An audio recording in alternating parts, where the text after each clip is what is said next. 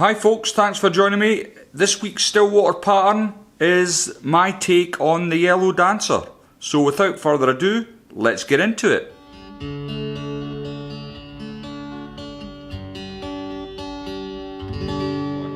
In the vise then is a Hanak H 970 barbless hook. As you can see, it's a long shank hook, it's on a heavy wire and it's in black nickel. The tying thread I'm going to be using today is the UTC thread. It's at 140 denier and as you can see it's white. So before I start, I'm just going to get plenty of thread onto my, plenty of wax onto my thread. It is quite early in the morning, I might add. I'm going to catch in just behind the eye and get a layer of thread down. Now before I go any further, I'm going to come back and approximately a quarter of an inch from the eye of the hook, I'm just going to remove my waist. I'm going to add in my dumbbell eyes. Now these can be bought very cheaply in a chain from the likes of B&Q or a hardware store, and you simply get a pair of pliers and cut them into little eyes. The best way I've found of putting them on is to lay them up along the shank of the hook, get a couple of turns in, and then it should just fall into place. I'm just going to get it where I want it, and then I can move my finger so you can see what's happening. And then I'm going to get plenty of crisscrosses in. Try and keep it even. I do 2 turns on each way, and that way I can keep count. Once you've got that in, bring it back, and it's a good plan to secure it with some super glue. So I'm going to do that now. Plenty of glue in that thread just to hold it firmly in place. Now it takes a second to dry, so I'm just going to jump to the next clip once it's dry. Okay, that's nice and dry now, so I'm going to just bring my thread all the way down the shank of the hook. Now as I get near the bottom, I'm looking for the pronounced bump on this hook. So where a barb would be, there's a little pronounced bump, and at that point I'm going to make a small rugby ball shape at the back here. Doesn't need to be huge, but it's enough as that it's going to make my long tail not want to twist round the bend of the hook. Often with these big lures, the marabou does tend to try and bend round the shank, and this is just a little way of stopping it. So the tail I'm going to be using is strung marabou. It's from Nature Spirit. Now this is not ideal. I would have liked to have had full plumes, but all I've got in yellow is this, so I'm going to make do with what I have.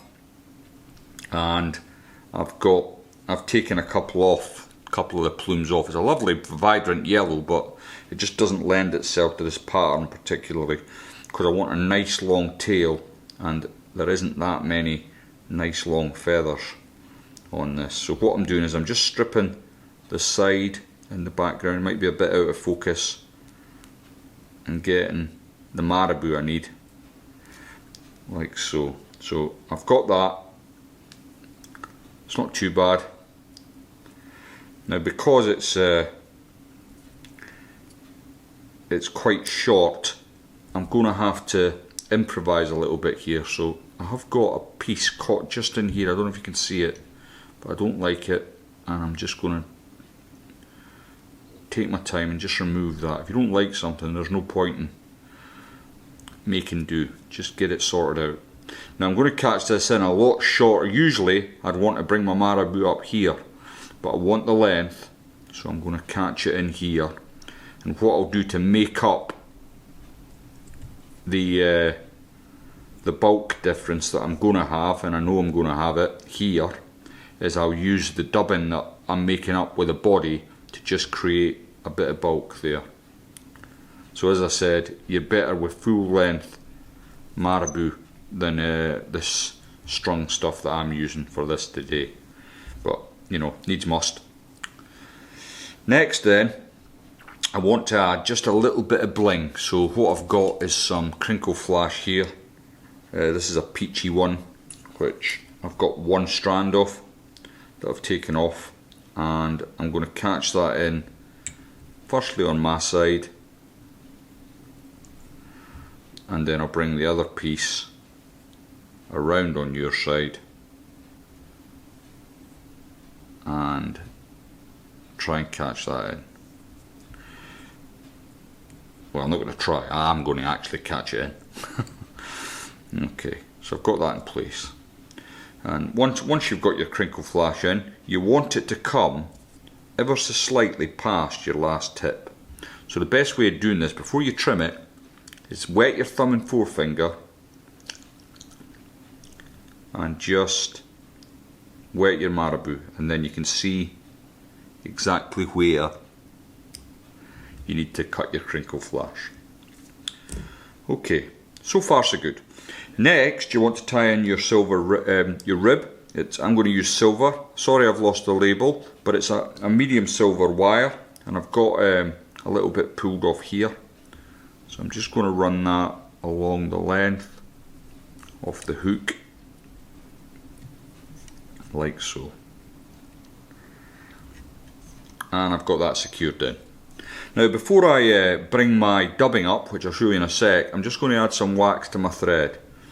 And I don't do this with all the dubbins, but I like to have a bit of wax on my thread for the stuff I'm using.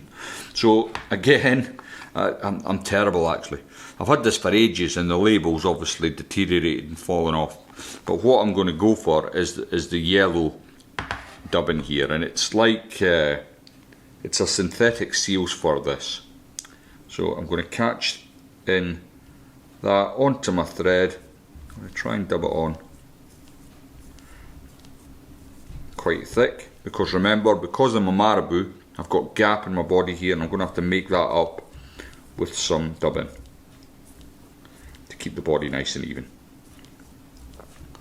So I think I'll make a start with this, and if I need to add more dubbing, I've got it to hand there. So bring that round, nice and tight. And then as you can see, I'm going to need a bit more dubbing just to increase the width of the body there. Now, if you're using the correct marabou, then you wouldn't have this trouble. You know, you would have run your marabou all the way up to the eye, and it would have worked out, no bother at all for you. But old cheapskate Lindsay here is just sticking with what he got. So I'm just building up that body, getting a slight taper into it, and I'm going to park my thread just in behind the dumbbell eyes. Now at this point, what I want to do is just come in with my dubbing brush, not a lot, but just a bit. I want to release some of the fibres, because I want some of that coming through. Then what I'm going to use for the palmer is a grizzle cape. I've already selected a feather that I've been working with here. Now what you need to do with this is just get a few of the fibres to reveal some of the stalk. Then if you catch that in behind the eyes, just catch your end in over the front there. There you go. So, sorry, what I should have mentioned is the good side of the feather is facing the eye of the hook. Now that's important so that when you start wrapping your palmer, your feathers tend to be sort of inclining backwards. So I've got that in place now, and what I'm going to do is I'm going to palmer this way, and I want to get 2 turns in initially, like so, and then I can start coming back on my palmer, and I'm keeping my turns roughly 1/8 of an inch apart, and that's looking pretty good. Now what the palmer gives you is obviously it's movement. It gives you lots of movement, and that's what you want. So I've brought my palmer up to the back here, and I've got my wire rib. Now I've transferred the palmer to my left hand, I've got the wire rib in my right, so I'm going to bring that over to lock it down.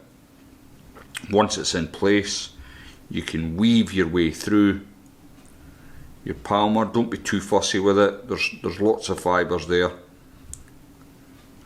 You know, if you can keep your turns fairly even, but again, you don't need to be losing sleep over this. Quite a lot of palmers. And then bring that to the eye. Now once you've got it to the eye, if you bring it over, you can then just get a couple of turns in to hold that into place.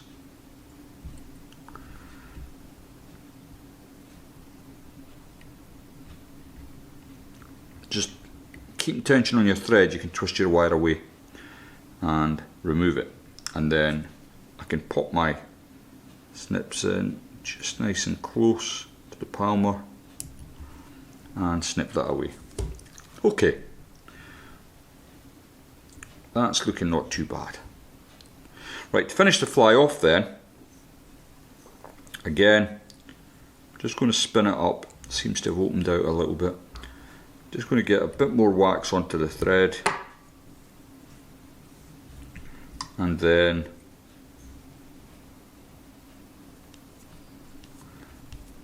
same dubbing for me. If you have a mind to, you can put a different colour dubbing at the front here. It's up to you, but for this pattern I just leave it as yellow, you know, as the name suggests. So what I'm going to do is bring my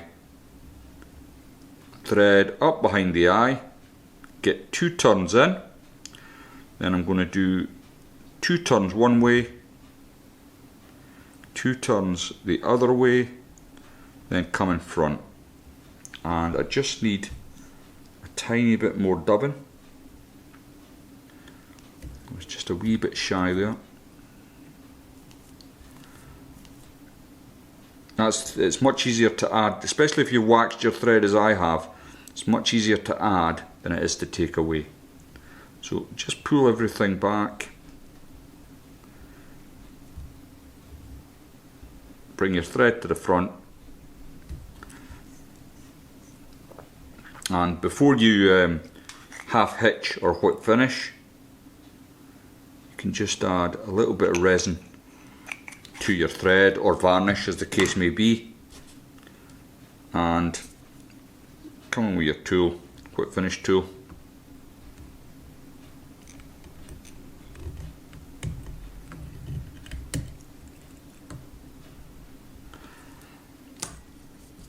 and finish off. You can then cure that off.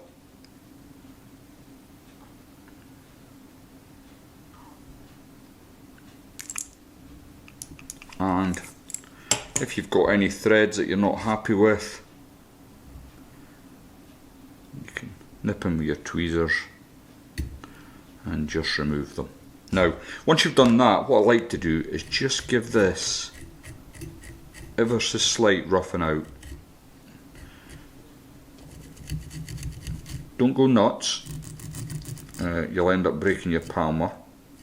But if you just give it a little bit, it teases out some of that seal's fur, which mixes in with the palmered body, and just adds to the movement of the fly. And any still water you care to mention, I would be happy to visit, and this will catch you some fish.